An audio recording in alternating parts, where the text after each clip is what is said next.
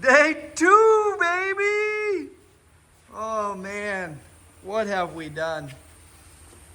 Well, this man, till late last night, crushed on the computer. This morning, I went and got supplies. I got some IMS metal, as well as some misalignments, and a couple bungs for the tubing. Not like, yeah. Some people might not know that. Kevin. I was questioning you. We're gonna have to show the people what you designed on the computer later, because this dude's a wizard. I've said it once, I'll say it again, and I'll say it many more times, I believe, in my life. These right here are the pivots for the axle. 1/8 inch 4130 chrome ollie. And Kevin already got the upper pivots. I messed up. I gotta cut that one off. What? I went the wrong angle. Little too low. Yeah, that one rolled different. And then earlier today, I cut off the shock mount. We cut off the original bump stops. We left this here, you know, in case if some larger friends get on the back, if we put a stripper pole or something in this. And then cleaned all this up. We got overlays here. I machined the spacers to give us the spread that we wanted, to get a little more triangulation as the lower link comes out. The other rear axle's cleaned up. What else did I cut off? I cut a bunch of shit off today, I feel like. Just a bolt. Boom. Oh yeah, baby. I machined these 1.25" uppers out of 6061 1/1.25". Drilled them to 11/16 and then tapped a 3/4 left and right, so that way we can spin them properly. Got these misalignments from the boys at ORW for on the axle side of things, so it can articulate. We sleeved this tube with another piece of 1 1/8 058 wall tubing to double the strength on that, and then I drilled holes, boom, boom, and boom, to rosette that, so that way that has a lot more structure. But Kevin also is going to have another gusset that'll come on the top of here, and then it also picks up the frame rail there. Is this overkill? Probably. But I love it. I love it, dude. Oh yeah, no, this thing did not need, it could probably got away with 90. These are for the upper pivots off of the top of the housing. We might even have, nah, we don't need to trust that one. We're not gonna have big tires on that one yet. And I just got done with the lower links, TIG welding those on over here on my bench. Majority of the homework has been done on the computer. Bam. So these are the uppers. Oh yeah.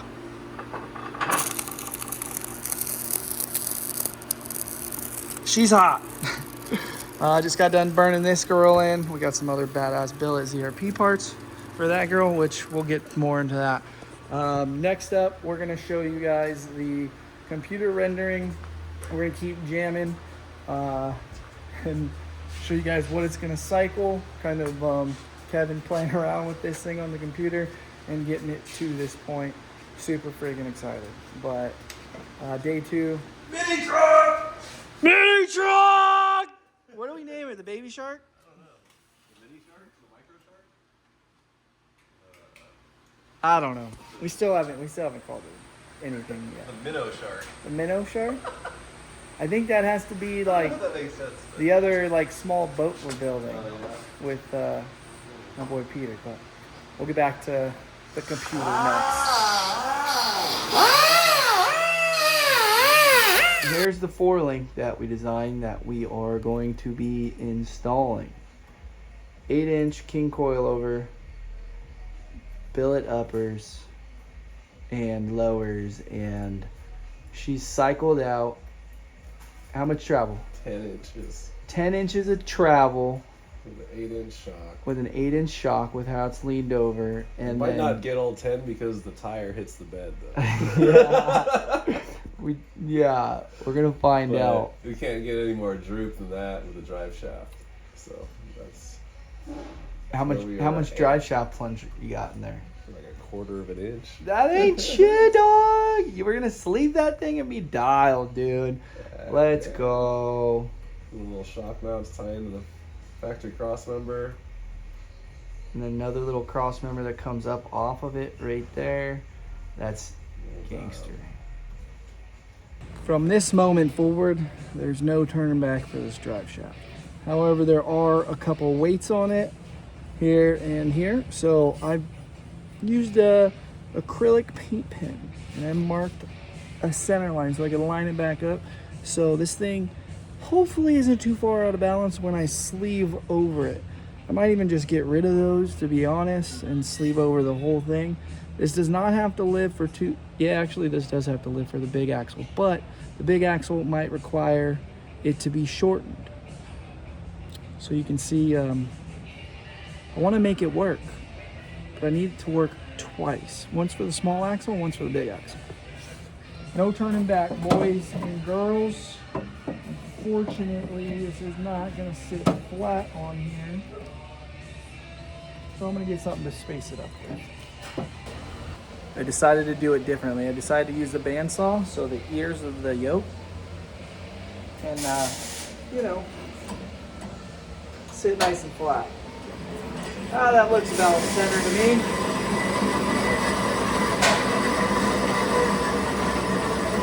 We're going to be here for a minute.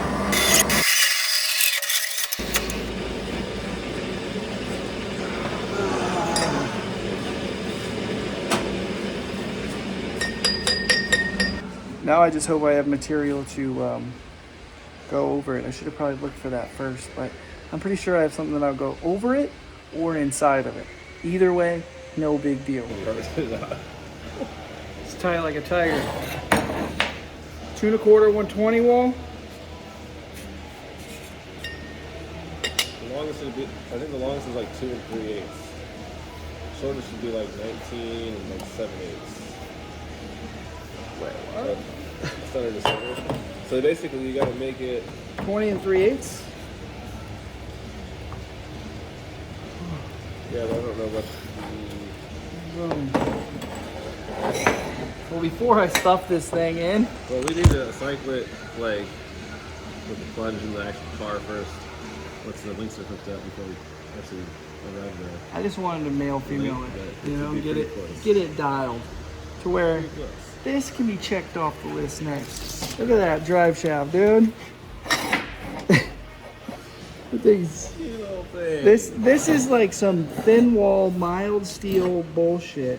We got 2 1/4, 120 wall chromoly now on there. Right around, We're leaving our weights on there too. right around there. That's exactly where I measured it to be. Basically 1/4 inch off of our weights, and we should be dialed, bud.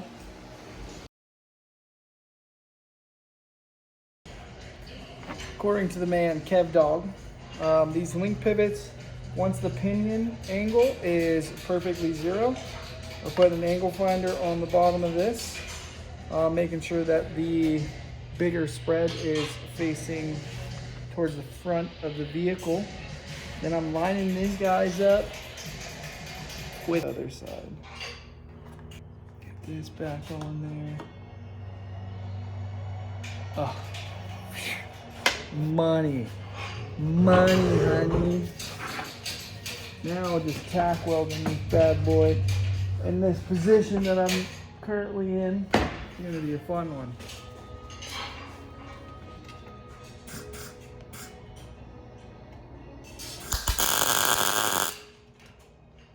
Bingo.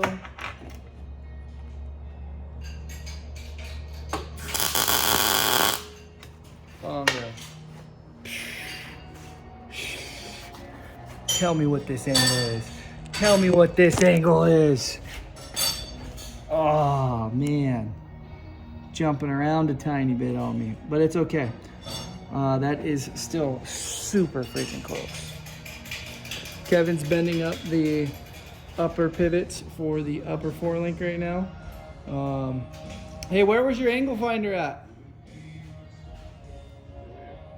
Where's that angle finder you're looking for at? The Garrett's box, you're busted, buddy. Final top pivots going on the housing. Don't mind that, no big deal. You'll see it when it's done. It's gonna be beautiful. After that, we're throwing her on. We got the links on. We're gonna slap her in there, and Kevin's gonna crush on shock mounts. I gotta go to Oklahoma, the Crossbar Ranch, for the event that Side by Side USA is putting on. So, overkill. I was like, For you? drive shaft is gonna be sweet. You come to Gavin. See, we clocked. I actually did get that, but I said run it, dude. That's okay. No big deal. We're gonna show them what the weld looks like I might after. have to put a little something in there. You want a bolt? A bolt? Kevin! Yo. Yo! We linked it. Let's see it. Oh, doctor! Yeah, dude. Tie-ins. Sick. Way overkill, brother. Oh my god. It's so sick. It's so time consuming to make like a race car, but it's not. But a mini truck. Yeah. That's a different story. Ah. Now the real question is the drive shaft gonna work? You mean Who that knows? custom thing over there? Oh yeah, that custom ass drive shaft. We're in, brother. All right, let's go. Oh my god. Oh yeah, it did max the drive shaft out right there. But that's about like 69 inches of travel divided by maybe 4. That's so tight. Ha! Nice work, Kev dog.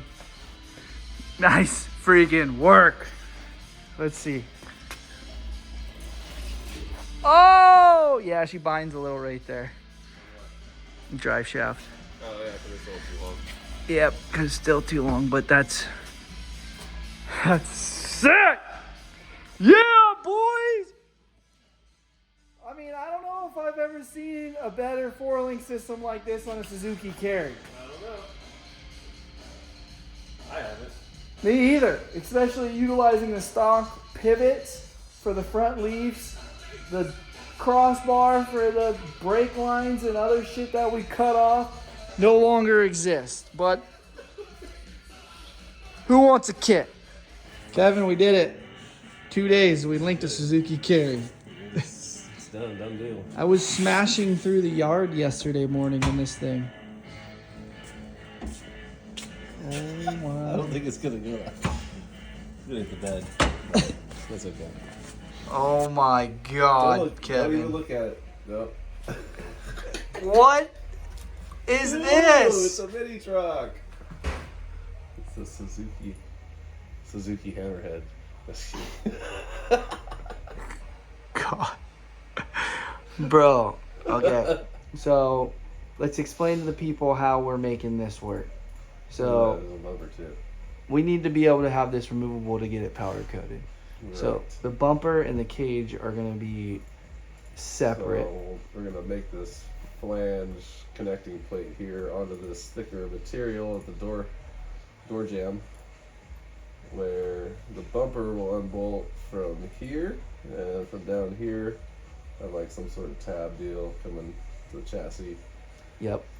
And then the cage is gonna split like right here with a tube clamp, so that the top section can come off from there. Then we can get it all powder coated. Damn, we should just had it all laser cut. Does anybody want a fucking Suzuki Carry cage? We can get a couple kits made. Hit us up. Yeah, dude. Okay, this is gonna be sick. We got heavy duty with it. It's because we got a heavy duty rear 4-link now.